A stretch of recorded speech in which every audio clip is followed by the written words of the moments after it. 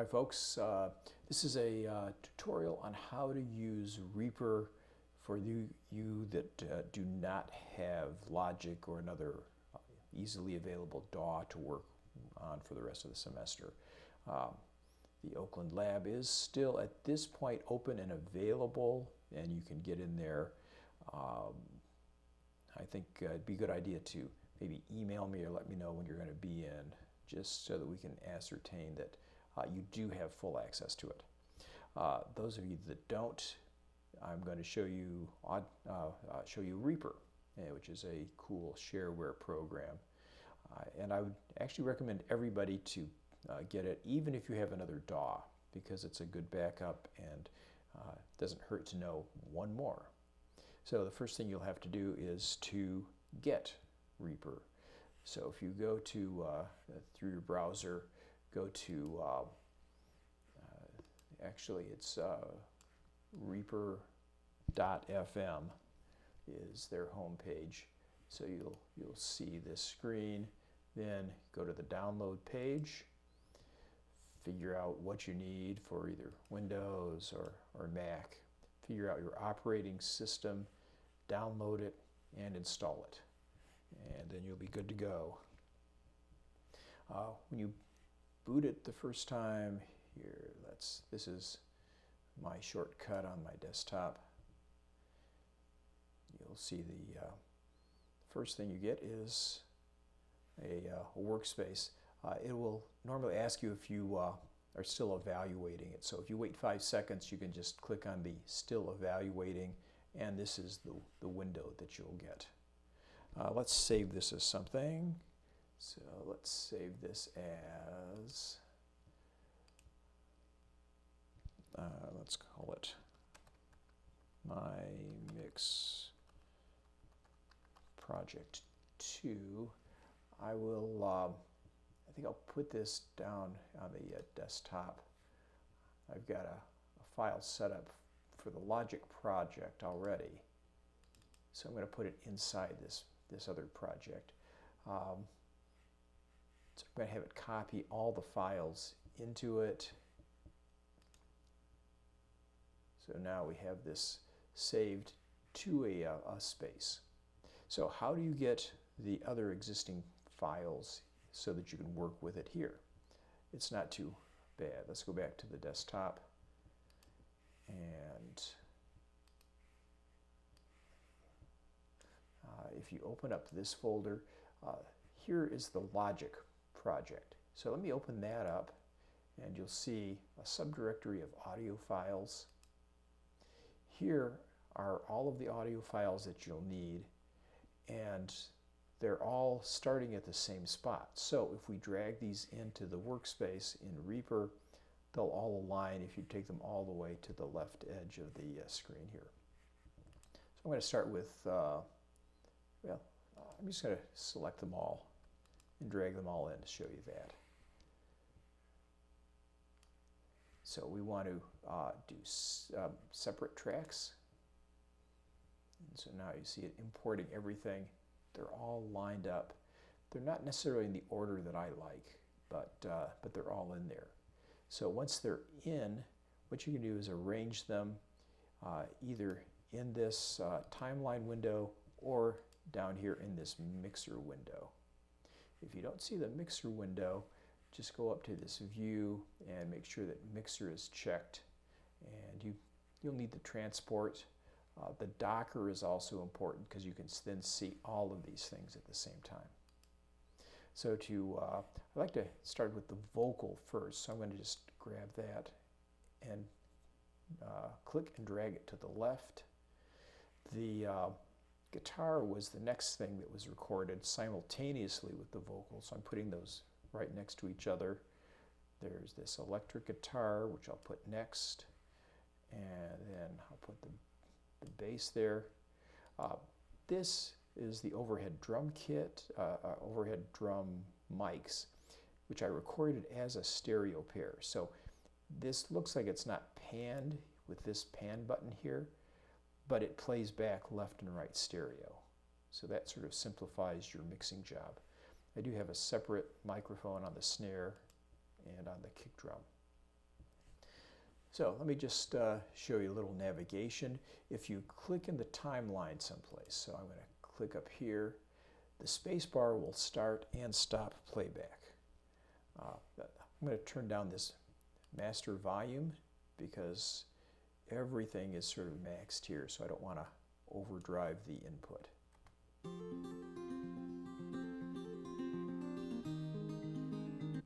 Okay, so you can see how that starts playback at that spot.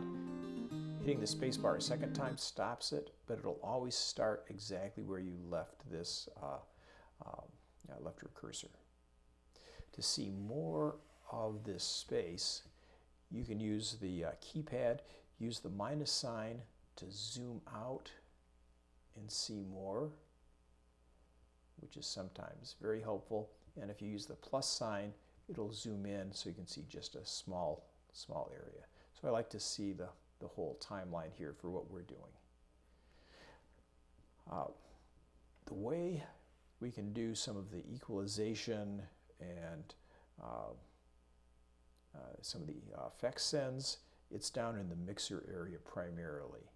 So if you position your cursor, you'll get this green line. Here you can click and drag up, and it expands the mixer so you can see this area. This area is, oh, my phone's... I'm sorry, I don't have any. My phone was talking to me. This area is all the routing, and this is where you'll set up sends and returns. But above here, this is the plugins area, so this is where you can insert equalization, compression, those sorts of effects that are called inline. These are the buses, so that's the other different category of effects. Let me show you how to use EQ. Let's look at this snare drum, and I'm going to go up to the top slot. You have all these slots. It doesn't matter which one you do, but they operate in order from top to bottom. So let me click here, and you can see these are all my plugins. You won't see all of these. But if you do go down to categories, you should see EQ. You'll have just this top one. This is the Kakos Re-EQ. So if you double click it, you'll get this window. This gives you a 4-band EQ, which is very useful. I'm going to expand this window so we can see it better. You can see the 1, 2, 3, 4 are the 4 bands, and you can make any of these any kind of EQ that you want. I'm going to go back to 1, and this is the category or the type of effect that you have plugged in to number 1. If you click, you can see you've got a lot of choices of types of EQ. For a snare, we want to get rid of everything that's not snare sounding, so let's go down to this high pass.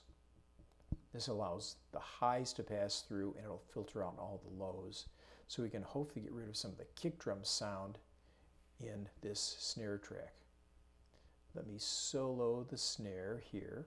So that's what the S button does. M is mute, so if you want it not to be heard in the mix, you'll click mute. Solo means you'll only hear that particular channel. So let me play, well, let me find a place where the snare is actually playing. And now let's listen to this. Let me bring up the master a little bit. Okay. So you can hear quite a bit of kick drum in there, right?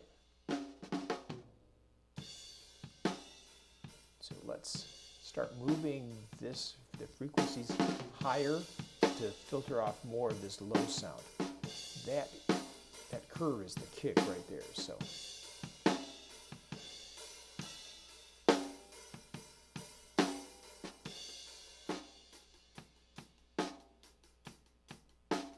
So there we got rid of a lot of the low end, so we're just hearing the attack of that kick drum.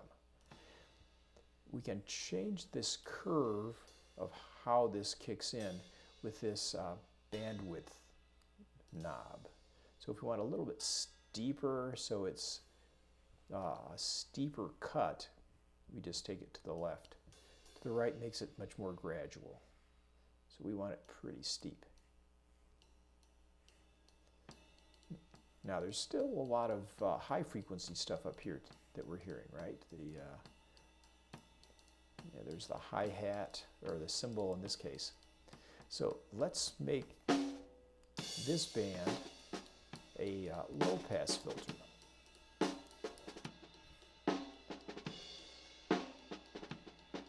Let's make it a little steeper. And you can move it around here with this frequency knob too, or you can just grab it up here like I was doing. Both the same.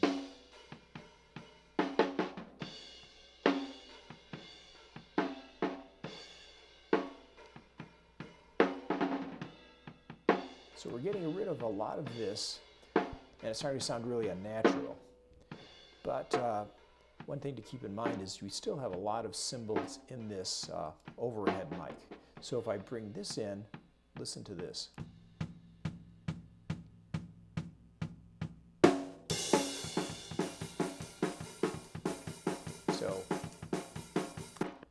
So you listen to the snare separate, but you'll also hear it in here, which gives a lot of the natural sound. So you always go back and forth between listening to all of the elements together and then just what you've done within that one channel.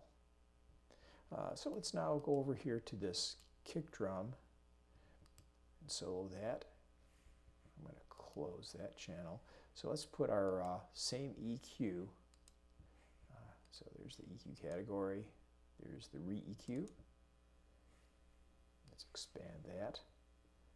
So for the kick drum, we should have a lot of low frequencies. We got some up here, that's the attack. What we don't want is a lot of the upper frequencies. Let's take a listen to this.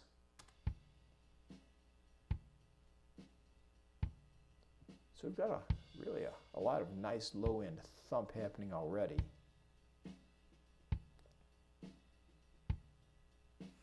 So let's kick in band 4,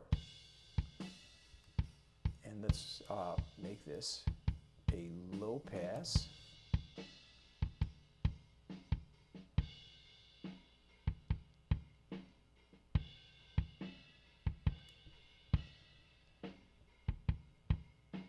So if you want a little bit more of the attack, if we go into this area somewhere around 500, 600, 700 hertz, that's where the attack of the bass drum lives.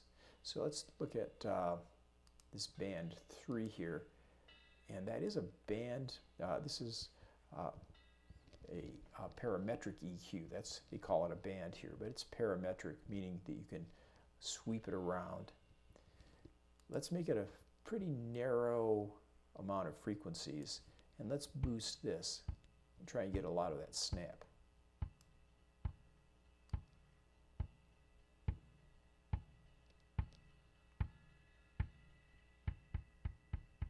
Now there it is.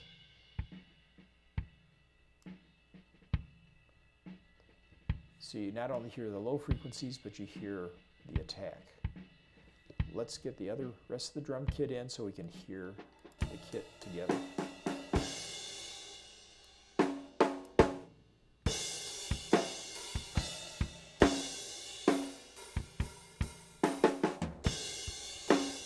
So that's pretty decent. All right, so that's how you work on EQ. There's other effects, of course. For vocals, let's add a compressor. So I'm going to go over here to channel 1 vocal. We'll solo that. And let's look at dynamics. And let's look at this recompress, or recomp. So let's play this. There is there are presets in some of these that you can look at. So let me go down to, let's see, this modern vocal. This gives you a lot of settings to start from that you can then customize to your own purposes. So if I listen to this soloed, much 'cause the song's about death, but the fact I can't move, desperately trying to shrink a... that's a ton of compression. So you hear how it's starting to sound unnatural. The much 'cause the song's about death, but the... So it's got a pretty fast attack, 9.9 milliseconds, a longer release at 49 milliseconds. The ratio is the big thing. It's for every change of 5 decibels going into it, it only changes by 1 decibel going out. So that's the definition of compression right there. So let me play it. I'm going to back off this ratio by dragging this knob to the left and listen to the change. Much 'cause the song's about death, but the fact I can't move, desperately trying to shrink, that's avoid much more making natural. a stinking knock rare vintage photos of... Let me show you what real compression. I'm going to zap it all the way to the right. Listen to Much this. 'cause the song's about death, but the fact I can't move, desperately trying to shrink, avoid making a stinking knock rare vintage photos of Cholga. So you see how really unnatural that sounds. So I really like this more gentle around 1.5, and this is the threshold. This is where it kicks in. Let me show you what this does. Much 'cause the song's about death, but the fact I... So what this is telling us is that it kicks in at minus 22 decibels. So if I bring this up, Much 'cause the song's about death, but the fact I can't move, it's not kicking in at all at this point because it's such a high threshold. So if I lower the threshold, it'll kick in much faster, and you'll see the red here activate when it's actually compressing something. So watch Much this. 'cause the song's about death, but the fact I can't move, desperately trying to shrink, avoid making a stinking knock rare vintage photos of Cholga. So this is showing when it's kicking in, and it's just leveling it out, making it all pretty nice when you hear it in relation to the rest of the track. So let's play this now. This is the whole track. Much 'cause the song's about death, but the fact I can't move, desperately trying to shrink, avoid making a stinking knock. So that's clarified that a lot. Electric bass always needs a little compression too. So let's use that same compressor. Let me try, well, I guess, yeah, that's a good one. So let's see if there's any bass presets that we could try. Oh, let's try Spanky Bass, see what that is. Ooh, big compression ratio there. It was all the way up to 6 something. So let's knock that down a little bit and solo our bass. So if we compressed a lot,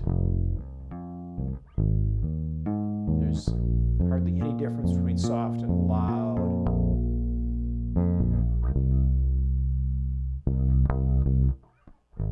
So that sounds pretty good. So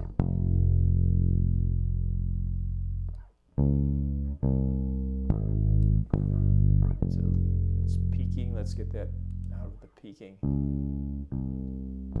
A lot of that distortion was actually in the original bass, so I can't do anything about that. For a show with about an hour and a half left to go.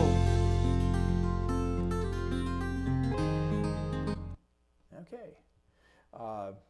The other things we can do, this button is the pan. So this is how we can put things to the left by clicking and dragging down. And if you click and drag up, it puts it into the right channel. So I just put the acoustic guitar to the left and the electric guitar to the right. Much 'cause the song's about death, but the fact I can't move, desperately trying. So you hear the vocal is bleeding into this guitar track because it was recorded at the same time, but it sounds very much to the left.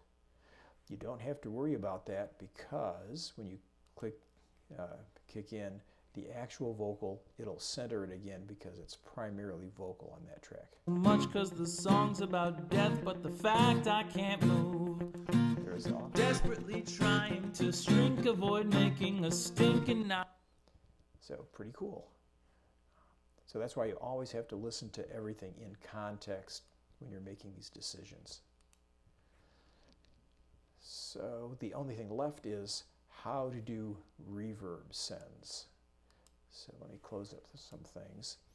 The unique thing about Reaper is that if you create a track up here, this track can be anything you want it to be. So I'm going to insert a new track at the far right. So that's down here. So let's name this Reverb. I'm going to click here. I'll call it Reverb 1. So how do we make it into a reverb? Well, we can go up and insert a reverb into it. So let's find reverb, and let's use this one because it might be a little useful. So there are some presets. So let's use this Sweet Verbo. I find that if you take off this second one, this echo generator, it's a little bit better. So now, how do we get any of these other channels into the reverb? I'm going to close that up. Let's say we want to take the vocal into the reverb. That's where this routing section comes in. So I'm going to click on this vocal 2 in the routing, and they have a category down here.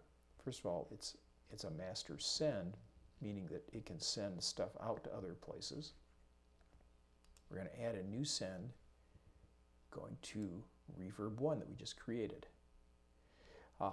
This gives you how much you're sending, and if it's to the center or the left, you have a bunch of other things you can do. But let's take this back a little bit. This is how you adjust the level within the channel of how much you're sending. It's the same thing as clicking up here in this little dial and clicking and dragging up or down. You can send varying amounts of that effect into the reverb.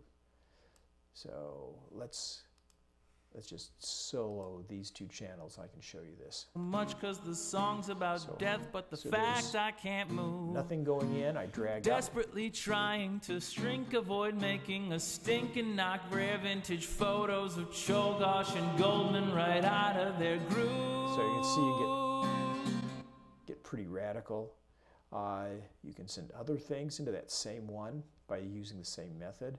Since the reverb's created, all you have to do is go to this routing, and this is the guitar 2. We'll add the send it into this reverb, and back it off a little bit so it's not stupidly reverby. Much 'cause the song's about death, but the fact I can't move. Desperately trying to shrink, avoid making a stinking knock, rare vintage photos of Cholgosh and Goldman right out of. So there's that's how you get the reverbs. Let's do one on the electric guitar. But let's do this. Let's make a new reverb. So I'm going to just click on the right side so that when I add a track, it'll be to the right of this. Go to New Track, Insert New Track, and let's call this Reverb 2. So let's insert the other reverb here. So reverbate. This gives you a lot more parameter tweaking that you can do. So you can change the room size. I'm not sure if this is in cubic feet or cubic yards. It doesn't say. Damping is how soon the reverb goes away. Stereo width would be from wide to narrow. Initial delay. For a guitar, this could be sort of cool, is to mess with this initial delay. It has a 2000 hertz low pass filter, so it's filtering off all of the highs above that, so we can mess with that. And it does have a high pass filter, which it's not kicking in at this point. So let's just listen. We don't need any of the dry sound here because we're only interested in this wet sound. This is the affected sound. Since we've got this used as a bus, we've got plenty of this available in the channel strip itself. So let's listen to this.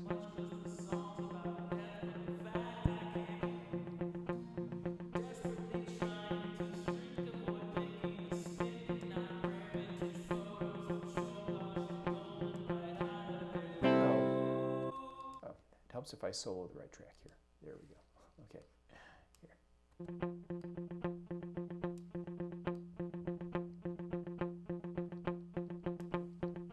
Let's start. Oh, we haven't sent it there yet. So, add a new send to reverb 2. Okay, now we'll be hearing this.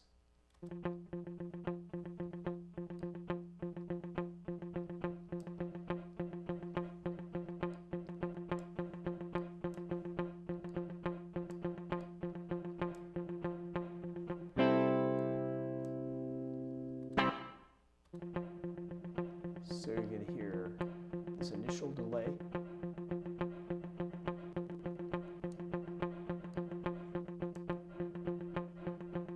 Yeah. So let's keep it a little shorter.